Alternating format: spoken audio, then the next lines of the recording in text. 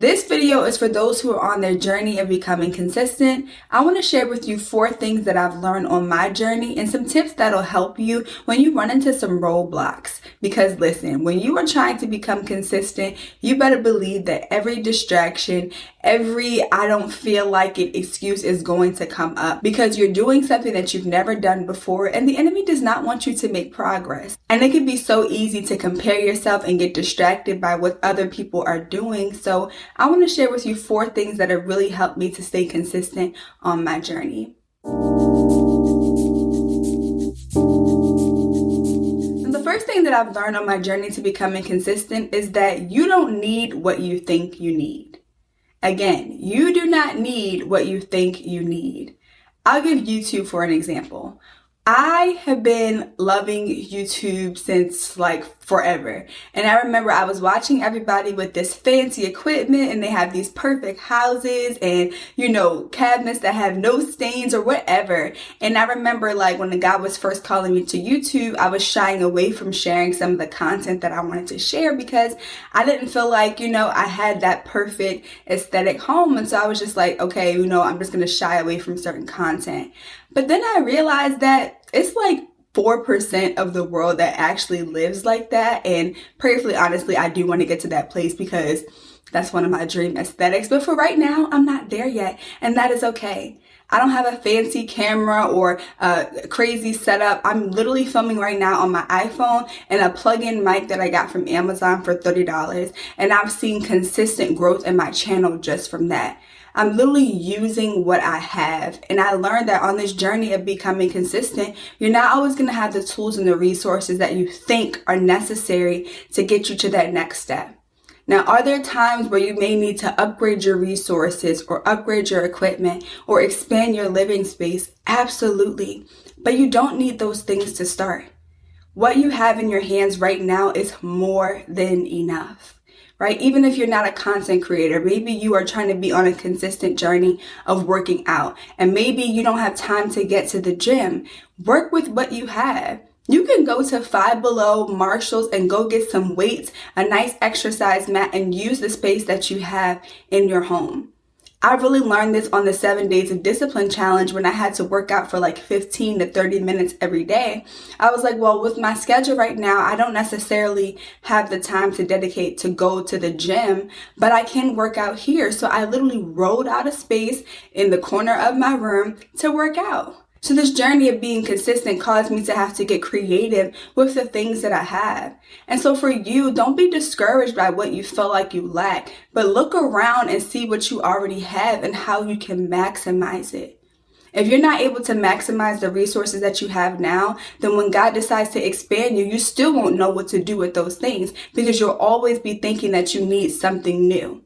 Use what you have. That is the biggest way to be consistent because you won't be distracted by, again, what you feel like you lack. You don't need what you think you need. You just need to use what's in your hands. Now, the second thing that I've learned on my journey of becoming consistent is that you won't always be able to show up at 100%. I think for me, I've always considered being consistent is showing up 100% every single day doing the same thing. But what I've realized is because there are so many outside factors that we can't plan for that influence our lives, it's literally almost impossible to show up at 100% every day. You're not always going to get the same amount of sleep. Your schedule's not always going to look the same, especially if you have kids, if you live in a house with other people. There are going to be so many different things pulling for your attention. If you're a woman watching this, you have hormones that literally take over your body and cause you to crave things that you wouldn't normally crave or to, be more tired than usual. For me, one of the biggest symptoms of my period is fatigue. I get very tired a week before my period and I have a lot of trouble focusing. And for a while, I thought there was something wrong, but I just realized that I was coming on my period. And so for you, whether you show up at 100% or 50%, all you have to do is show up. You have to give yourself grace for those times when you have more demand than capacity, right? It's just important that you show up. There have been many times where I have made videos and I was so tired, or I just did not feel like I was in the mood. Sometimes there was a lot of noise in the house. Sometimes I wasn't exactly producing on my schedule, but I consistently showed up. And so for you, give yourself some grace and recognize that you're not going to be able to do the same thing every single day. Now, I'm not saying it's impossible, but I'm saying that for the majority of people, there are going to be some days where you show up at 100%. There are going to be some days where you show up with 20%, and maybe you wanted to work out in the morning, but all you have is the 15 minutes before you went to bed. There's going to be some days where you wanted to spend time with God, on your lunch break or as soon as you woke up, but maybe your kid was up all night and you didn't get much sleep. And so now you have, the 10 minutes before you go to bed. Whatever it is, just focus on the long-term goal, right? Show up with the energy that you have. And even in your weaknesses, the Lord will partner with you, right? There have been so many times where I woke up a little bit later and I started rushing throughout the morning, and I remembered that I needed to spend time with God, right? One of my goals is to be consistent and spending time with God every single day. And there are some days where the morning just doesn't go as planned. So I have to use different parts of my day, and that is okay. God is not looking at me in a shameful way because I didn't spend time with him first thing in the morning. God is not limited to the morning of your day. He is an omnipresent God. He's with you in your car. He's with you on your lunch break. He's with you when you're on your way to pick up your kids. Like, God is everywhere. And so show up with the energy that you have. When you feel like you don't even have it, pray for strength because the Lord will partner with you. There have been so many days where I just didn't have it, and I prayed a simple prayer, Lord, give me strength, and I received it by faith and was able to show up. So you won't always have it, but show up anyway with the energy that you have and just get it done. That leads me into the third thing that I'm learning. You are not going to feel like it pretty much ever. Okay, right now I'm on a gut healing journey and I am detoxing from caffeine and a lot of stuff that was just filling me with sugar, bloating me, making me very tired and having crashes. And so I was drinking a charged lemonade every day, honestly, and that was how I was getting through my days with this burst of energy. And so I noticed that when I stopped drinking the caffeinated tea, I did not feel like doing anything. It felt like I was having caffeine withdrawals, but I realized that, I'm not always going to feel like doing what I have to do, but I still need to show up anyway. And this is where the discipline comes in. This is where you really have to train your mind to not be led by your emotions. And many of us, we are emotional eaters. You respond, in a negative way when someone, irritates you, agitates you, or whatever. We are very emotional beings. But when it comes to being consistent, you cannot rely on your emotions. Just like the bills are still going to be due whether you feel like paying them or not, the items on your to-do list still need to be done whether you feel like doing them or not. And I know that may be like a weird way of looking at it because no one wants to pay bills. But for you started this consistency journey because you have a goal. You have somewhere where you want to be. You're going to be very excited when you do that initial planning and you're starting to map out those goals. But the moments where, you're supposed to be working out and it's raining outside, or you're supposed to be working out and it's cold outside, or you're supposed to do this specific task, but you woke up and you were cranky, those are the moments where the discipline has to kick in and you have to say, it doesn't matter how I'm feeling right now, I'm going to press through and do what I said I was going to do, because you're going to practice honoring the commitments you make to yourself.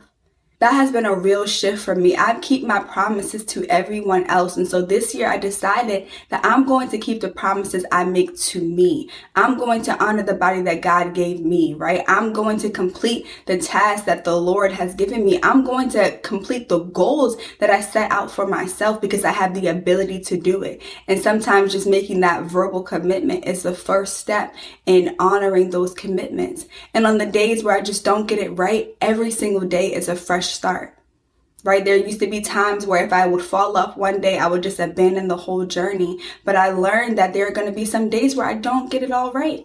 When you give yourself grace, you're saying that tomorrow is a fresh day, right? And I can start over. But when you're giving yourself excuses, you're giving yourself permission to quit. And we are not quitters, right? We are finishers. We are not just hearers of the word. We are doers. So that simple shift can really help you and remind you no one feels like doing what they have to do. But if you really want to be disciplined and consistent, you're going to have to be able to move without your emotions.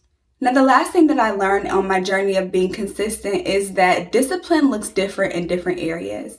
When I took the 7 Days of Discipline Challenge, which I hosted in the Doers community, and if you're interested, we'll be doing it again probably next quarter, I really learned that there are certain areas that I am really disciplined in and then certain areas that I'm not disciplined in. So for me, one of the areas that I'm really good in discipline is completing things. I am an executor. When I plan something, I have trained myself on how to complete what I start. Right? And so that has been an area where I haven't really struggled in once I put these parameters in.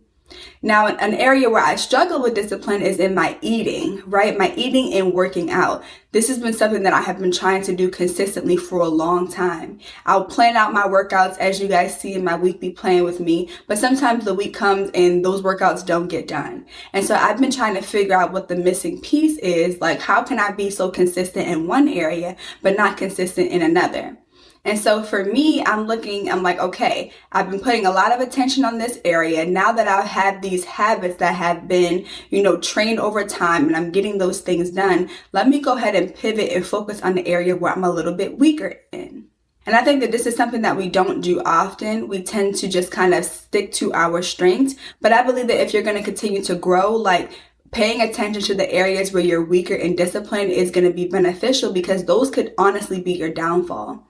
Like for me, eating healthy and fueling my body and working out my body is going to be crucial for where God is sending me, because I'm going to need to have the energy and the capacity to handle the demands of life. And right now, I'm not doing it very well. I'm feeling very fatigued, very bloated and tired, and that's not good.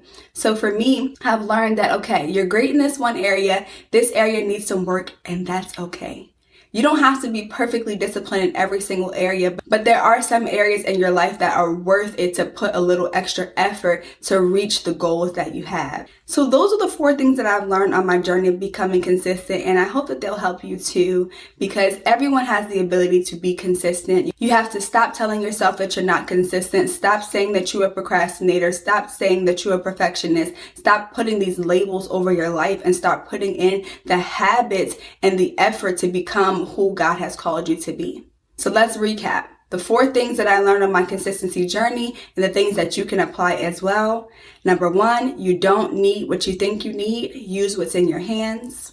Number 2, some days you'll be at 100% and some days you'll be at 50%. Regardless, show up anyway. Number 3, there are going to be some days where you just don't feel like it. Don't be alarmed. Just show up anyway with the energy that you have and partner with the Lord to receive strength. And number 4, discipline looks different in every area. There are some areas that you're going to be stronger in and some areas that you're not going to be so strong in. Once you develop some consistency in one area, go ahead and pivot to that area that needs a little bit more help and apply that effort, and you'll begin to see the results. I hope this has been helpful for you. I'm rooting for you all on your consistency journey, and I would love to hear in the comments how it's going. And I will talk to you guys on the next video.